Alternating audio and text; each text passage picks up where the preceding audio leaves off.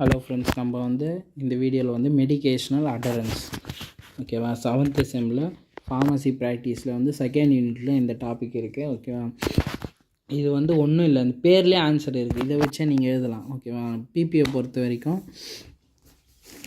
நீங்கள் இதில் இருக்கிற மாதிரியே தான் எழுதணும்லாம் அவசியம் கிடையாது ஓகேவா. நான் டெய்லி லைஃப்பில் வந்து நம்ம பார்க்குறது, நமக்கு டாக்டர் நமக்கு என்ன சொல்கிறாங்க, ஒரு ஹாஸ்பிட்டல் போனால் எப்படியெல்லாம் நடந்துக்கிறாங்கன்றதை தான் இங்கேயும் கொடுத்துருப்பாங்க. அதை அப்படியே நம்ம வந்து எழுதி ஈஸியாக எக்ஸாமில் வந்து எழுதலாம் இது மாதிரி ஓகேவா. மெடிக்கேஷன் அடரன்ஸ்னால் அதிலே வந்து கொடுத்துருவாங்க. மெடிக்கேஷனை இது மருந்துங்க, அடரன்ஸ்னால் வந்து அதை கரெக்டாக ஃபாலோ பண்ணுறது ஓகேவா. அதோட டாக்டர் கொடுக்குற மருந்தை வந்து அதை வந்து நம்ம கரெக்டாக ஃபாலோ பண்ணி எடுத்துக்கணும், அதுதான் வந்து சொல்கிறாங்க இதில். அப்படி அதில் என்ன இருக்குது அப்படின்னு சொல்லிட்டு ஃபஸ்ட்டு வந்து நம்ம இதில் இருக்கிறது வந்தோம் காசஸ் ஆஃப் மெடிக்கேஷனல் நான் அடரன்ஸ்னால் எடுத்துக்கிறது, நான் அடரன்ஸ்னால் அப்போ எடுத்துக்காமல் இருக்கிறது. நம்ம டாக்டர் கொடுக்குற மருந்தை வந்து பாதியிலே வந்து சில பேர்லாம் வந்து எடுத்துக்காமல் விட்டுருவாங்க நடுவில், ஏன்னா ஒன்று மறந்துடுவாங்க, அப்படி இல்லைன்னா வந்து எதனா பயத்தினால ஐயோ இந்த மருந்து போட்டான்னா இவ்வளோ பெருசாக இருக்குது இதெல்லாம் சாப்பிட்டான்னா ஆகுமோ அப்படின்னு ஒரு பயத்துலேயும் விட்டுருவாங்க. அந்த மாதிரியே இருப்பாங்க இல்லையா பேஷண்ட்ஸ்லாம் வந்து. அந்த மாதிரியான இல்லை மருந்து எடுக்காமல் விட்டால் அவனுக்கு என்ன மாதிரியான காசஸ்லாம் வருது. இந்த மாதிரியே தவிர்த்து இந்த மாதிரி மெடிக்கல் அடரன்ஸை பற்றி, அதாவது மெடிக்கேஷனில் அவங்க கண்டிப்பாக எடுத்துக்கணும், அதை கரெக்டாக ஃபாலோ பண்ணணும், கடைப்பிடிக்கணும் அப்படின்றத வந்து எப்படி ஃபார்மசிஸ்ட் அவங்க ரோல் எப்படி பண்ணுறாங்க அவங்கள கடைப்பிடிக்க வைக்கிறதுக்குன்னு சொல்லிட்டு ஃபார்மசிஸ்ட் ரோலு இதெல்லாம் வந்து நம்ம இப்போ பார்க்கலாம். முதல்ல மெடிக்கேஷன் அடரன்ஸ்னால் நான் சொன்னது தான் ஓகேவா. பேஷண்ட்டை வந்து மெடிக்கேஷன் வந்து எடுத்துக்க வைக்கிறது. Patient should follow the medicinal taking. அதான் medication adherence is one of the most important factor that determined ஓகேவா தெரபியூட்டிக்கல் அவுட்கம். அப்போ தான் வந்து இந்த மாதிரி இது ரொம்ப ரொம்ப முக்கியமானது. அப்போ தான் வந்து அவங்க தெரபியூட்டிக்ஸை வந்து கரெக்டாக எடுத்துக்கணும். சப்போஸ் வந்து அவங்க தெரபியூட்டிக் அந்த மருந்தோட விளைவு வந்துலேருந்து எடுத்துக்கிறதுலேருந்து அவங்க வெளியே வந்துட்டாங்கன்னா அவங்களுக்கு வந்து patient will suffer the crony disease, அதாவது டேஞ்சரான குரோனிக்னால் ரொம்ப நாளைக்கு நீடிக்கக்கூடிய டிசீஸில் வந்து அவங்க சஃபர் ஆகிடுவாங்க அப்படின்னு சொல்லிட்டு. இது மாதிரி மெடிக்கேட்டட் அடரன்ஸ்னால் என்னென்னா, நம்மள மாதிரி ஃபீவருக்கு நம்மள மாதிரினா நார்மலாக போய் ஃபீவருக்கு இந்த மாதிரி 2 நாளைக்கு மாத்திரை போகிற மாதிரி வாங்கிட்டு வரோம் இல்லையா, அது மாதிரியெல்லாம் கிடையாது ஓகேவா. அதாவது அதுக்கும் டெய்லியும் எடுத்துக்கணும், அதான் நம்ம 2 நாளைக்கு எல்லாம் மறக்க மாட்டோம் இல்லையா. இப்போ டயபெட்டிக்ஸ் பேஷண்ட்டு, இப்போ டியூபர்குலோசிஸ் பேஷண்ட்லாம் வந்து பார்த்தோம்னா 6 மந்த் எடுப்பாங்க. டியூபர்குலோசிஸ் அவங்க கரெக்டாக 6 மந்த்துக்கு எடுத்தால் மட்டும்தான் அவங்களுக்கு இருக்கிற ப்ராப்ளம் வந்து சரியாகும். அந்த 6 மந்த் வரையும் அவங்க அந்த ட்ரக் எடுக்கிறத வந்து மறக்காமல் அது வந்து கரெக்டாக எடுத்தால் தான். அப்படி அவங்க சப்போஸ் எடுக்காமல் விட்டுட்டாங்க அப்படின்னா அது வந்து அவங்களுக்கு எக்கமாக ப்ராப்ளமாகும். அது வந்து எந்த தெரபியூட்டிக்கல் இதுவும் வராது. அதுதான் வந்து இங்கே டெஃபினிஷனாக வந்து சொல்லியிருக்காங்க. இதுதான் வந்து மெடிக்கேஷன் அட்ரன்ஸு ஓகேவா. நான் சொன்னதே தான் வந்து இங்கேயே இருக்கும், ஒரு டைம் படிச்சிங்கன்னா புரியும், இல்லை நான் சொன்னதை வச்சு கூட நீங்கள் அப்படியே எழுதிடலாம். இப்போ வந்து பேஷண்ட் வந்து ஃபாலோ பண்ணுறாங்க, follow the instruction and how the take the medicine ஓகேவா. ஃபஸ்ட் நம்ம பேஷண்ட்டுக்கு வந்து சொல்லணும் ஓகே கம்ப்ளைண்ட்ஸ்னால் அந்த பேஷண்ட் எப்படி அவங்க எடுக்கணும், எப்படிலாம் சாப்பிட்டதுக்கு அப்புறம் எடுக்கணுமா இல்லை சாப்பிட்டதுக்கு முன்னாடி இருக்கணுமான்ற விஷயம்லாம் வந்து அவங்களுக்கு வந்து சொல்லிடணும். அதுதான் வந்து ஹவு வெல் த ஃபாலோ, எப்படிலாம் ஃபாலோ பண்ணுறாங்க மெடிக்கேஷன்ஸ் எடுத்துக்கிறதுக்கு அப்படின்னா காலையில் மத்தியானம் ஒன்று அது மாதிரி சொல்லுவாங்க இல்லையா, அது மாதிரி. அடுத்தது வந்து டைம் பேஷண்ட் டேக், எந்த டைமில் வந்து மெடிக்கேஷன் எடுக்கிறாங்க, எவ்வளோ நேரம் எடுக்கிறாங்க, அந்த மாதிரியான அது வந்து எடுக்கிறாங்களா, எடுத்துக்கிறாங்களா இல்லை டிஸ்கண்டினியூ பண்ணிட்டாங்களா, அது மாதிரியான விஷயங்கள்லாம் வந்து நோட் பண்ணணும் நம்ம. அதுதான் வந்து மெடிக்கேஷன் அடரன்ஸ் ஓகேவா. இதெல்லாம் வந்து இது. அடுத்தது வந்து இப்போ வந்து பார்த்தோம்னா இதில் சில ஃபேக்டர்ஸு 2 மார்க் தான் கேட்பாங்க. முதல்ல மெடிக்கேஷன் அடரன்ஸ்னால் 2 மார்க்கில் கேட்டால் இதெல்லாம் வந்து எழுதலாம். அது கூட வந்து சேர்த்து வந்து இதில் ஒரு 5 செட் ஆஃப் ஃபேக்டர்ஸ் வந்து இருக்குது மெடிக்கேஷன் அடரன்ஸில். என்னென்னா economic factor, health care system factor, conditional related factor, therapy factor, patient factor. இது ஞாபகம் இருந்தால் சும்மா அப்படியே எழுதி விடுங்க அதில் எக்ஸாமில் ஓகேவா. இதை வந்து எக்ஸ்பிளைன் பண்ண தேவையில்லை, இதெல்லாம் அவ்வளோ இம்பார்ட்டண்ட் இல்லை. இப்போ அடுத்தது மெயினாக என்னென்னா காசஸ், இதெல்லாம் அப்படியே சூப்பராக அப்படியே நம்ம டெய்லி லைஃப்பில் நம்ம நார்மலாக ஆல்ரெடி தெரிஞ்ச விஷயத்தையே நம்ம படிக்கிற மாதிரி ஓகே.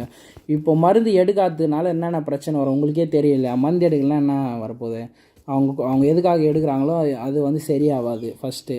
அதுக்கப்புறம் வந்து ஏன் எடுக்காமல் விட்டுறாங்க அந்த மாதிரியான விஷயங்கள்லாம். முதல்ல வந்து மெடிக்கேஷனை ஏன் எடுக்காமல் விடுறாங்க அப்படின்னு பார்த்தோம்னா ஃபர்கெட்ஃபுல்னஸ், உங்களுக்கே தெரியும் ஞாபக மறதி.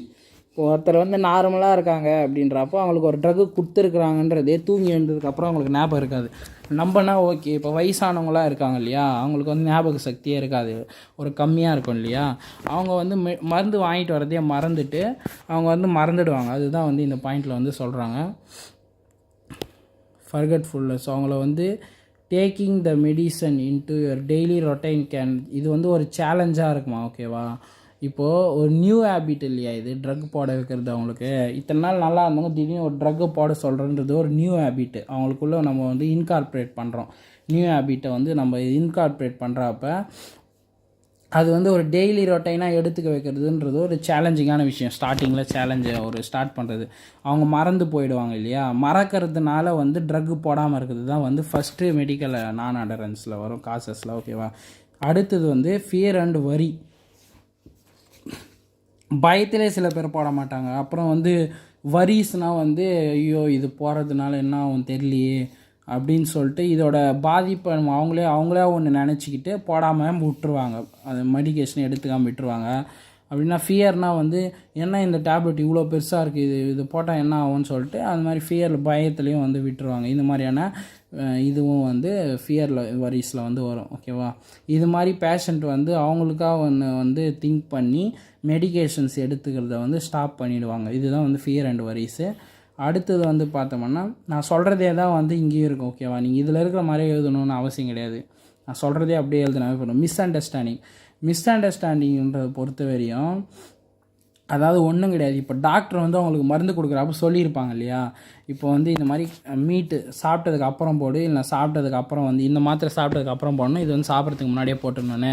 அது வந்து அந்த மாத்திரை கொடுக்குறாங்க இல்லையா, அதுலேயும் வந்து மென்ஷன் பண்ணியிருப்பாங்க. ஆனால் அவங்களுக்கு வந்து தெரியாது இல்லையா, அது படித்தவங்கன்னா அது தெரிஞ்சுப்பாங்க. இப்போ படித்தவங்களே வருவாங்க ஹாஸ்பிட்டலுக்கு, படிக்காதவங்களும் வருவாங்க இல்லையா, அவங்க வந்து தெரியாது, அதை மறந்துடுவாங்க கொஞ்ச நாள். ஏன்னா அவங்க ரொம்ப நாளைக்கு எடுக்கிறாங்க இல்லையா, மறந்துடுறதுனால அவங்களுக்கு மிஸ் அண்டர்ஸ்டாண்டிங்லாம் மாற்றி எடுத்துக்கிறது. அப்போது அதோட லாங் மெடிக்கேஷன்லேயே வந்து இதுவாகுது, ஓகே, சேஞ்ச் ஆகிடுது இல்லையா. அது மாதிரியான மிஸ் அண்டர்ஸ்டாண்டிங்கான ப்ராப்ளம்ஸும் வந்து மெடிக்கேஷன் வந்து எடுக்காமறதுக்கும் வந்து சான்ஸ் வந்து இருக்குது. அதுதான் வந்து இந்த பாயிண்டில் வந்து சொல்கிறாங்க. அதுக்கு அடுத்த பாயிண்ட் வந்து பார்த்தோம்னா ஏடிஆர், உங்களுக்கு எல்லா சைடு எஃபெக்ட்ஸ் எல்லாம்.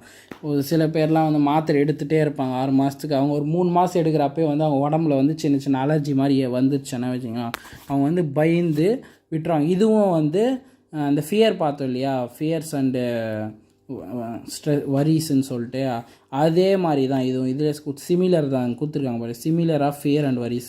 இதுவும் ஒரு பயந்து தான் வந்து இவங்க விட்டுடுறாங்க. வரி பண்ணினா ஐயோ என்னால் இப்படி ஆயிடுச்சு, அலர்ஜி மாதிரி ஆயிடுச்சுன்னு சொல்லிட்டு பயந்து விட்டுடுறாங்க இல்லையா. இது சைடு எஃபெக்ட்னால அது மாதிரி இந்த மாதிரியான என்ன சொல்கிறாங்கன்னா இதில் டாக்டர்கிட்ட இந்த மாதிரி நம்ம ட்ரக் எடுத்துக்கிறப்ப இந்த மாதிரி ஆயிடுச்சுன்னா நம்ம டாக்டர்கிட்ட போயிட்டு இதுக்கு சொல்லணுமே கண்டி நம்மளாக ஒன்று வந்து நினச்சிக்கிட்டு மெடிக்கேஷன்ஸை வந்து விட்டுட்டு இது இருக்கிறது இது போகிறதுனால தான் இது வருது அப்படின்னு சொல்லிட்டு நம்மளாக வந்து விட்டுறக்கூடாது. இதுவும் ஒரு காசஸாக சொல்கிறாங்க, ஓகே. இந்த மாதிரி மெடிக்கேஷன் எடுக்காமல் இருக்கு, இதுவும் ஒரு காசஸ்ஸு அப்படின்னு.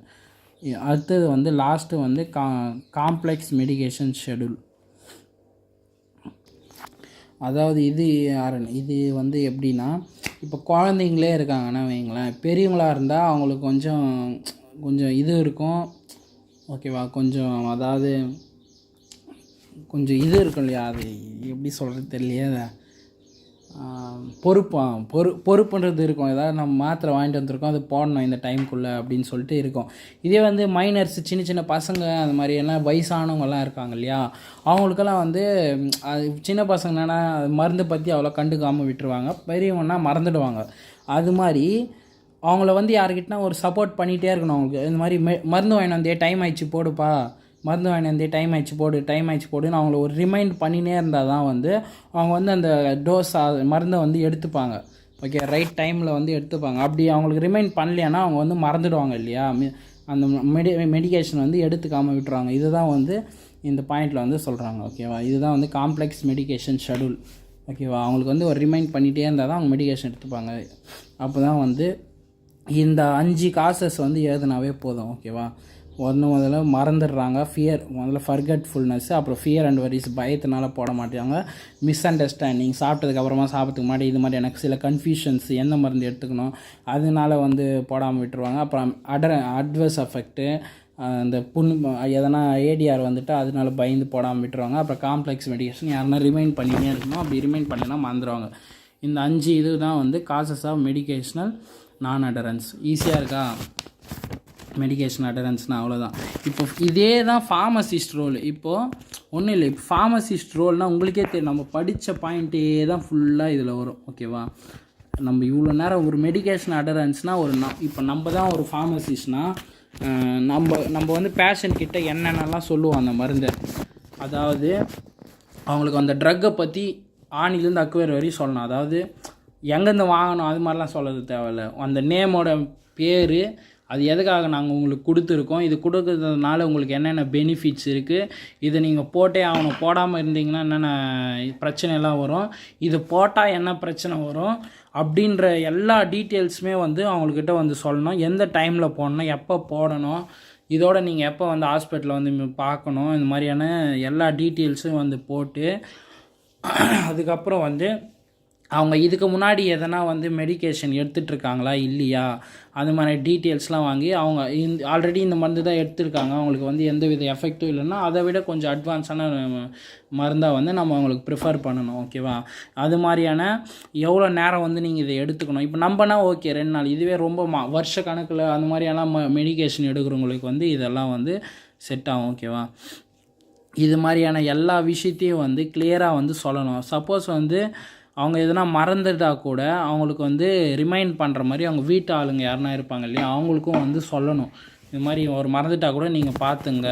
இப்போ நம்ம பார்த்தோம் இல்லையா காசஸ், என்னென்ன காசஸ்னால் அந்த 5 காசஸும் வராமல் அவங்களுக்கு அட்வைஸ் பண்ணி அனுப்புறது தான் வந்து ஃபார்மசிஸ்ட் ரோல். ஓகேவா?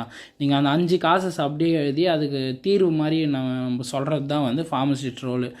அதுதான் வந்து இப்போ நம்ம எதனா ஏடிஆர் வந்துச்சுன்னா கூட நீங்கள் பயந்து வந்து விட்டுறக்கூடாது, உடனே ஹாஸ்பிட்டலுக்கு கிளம்பி வரணும், அது மருந்து போடாமலாம் இருக்கக்கூடாது அப்படின்னு டாக்டர் அட்வைஸ் பண்ணுவாங்க இல்லையா, அது மாதிரி எல்லா அட்வைஸஸும் வந்து ஃபார்மசிஸ்ட் வந்து கொடுப்பாங்க இல்லையா, அதுதான் வந்து ஃபார்மசிஸ்ட் ரோல். இதுதான் வந்து ஃபுல்லாக இதில் வந்து எழுதியிருப்பாங்க. இதில் இருக்கிறத வந்து அப்படியே படிச்சுட்டு இருக்கலாம் இல்லை, நீங்களாம் உங்களுக்கு தோன்ற பாயிண்டெல்லாம் வந்து எழுதலாம் ஃபார்மசிஸ்ட் ரோல். நம்ம நார்மலாக என்னென்ன பண்ணுவோம் அப்படின்னு சொல்லிட்டு இதுதான் வந்து மெடிக்கல் அடரன்ஸ்.